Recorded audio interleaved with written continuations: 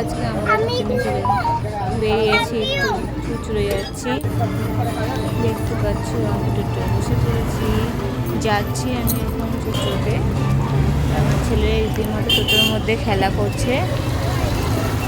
ও দুষ্টুমি এখনও শেষ হয়নি, সারাক্ষণে দুষ্টুমি করতে থাকে।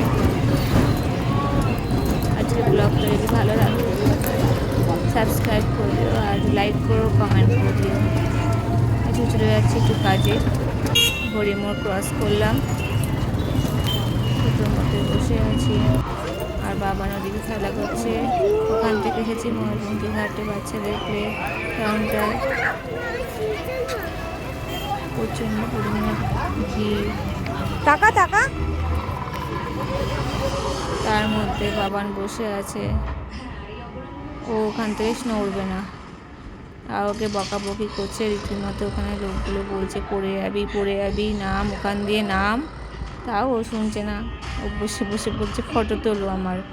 তারপর ও চলে গেল স্লিপ চড়ছে।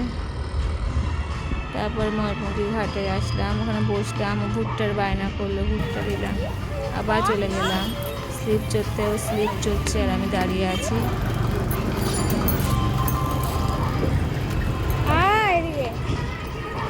কি সুন্দর ওয়েদারটা, ভালোই লাগে বিকেলবেলা গঙ্গার ধারে আসতে। তোমাদের ভিডিওটি ভালো লাগলে লাইক করে দিও, কমেন্ট করো, আর অনেক অনেক শেয়ার করে দিও। বাবান বসে বসে খেলা করছিল, আর এখানে প্রচণ্ড ভিড় থাকা।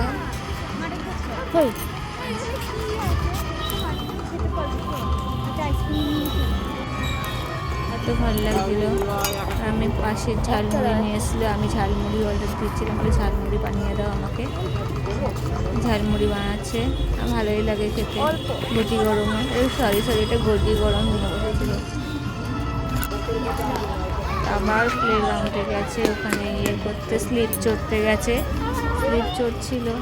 অনেক বাচ্চা আসে এখানে, বাচ্চাদের মাঝে মাঝে খেলতে নিয়ে যাওয়াটা দরকার।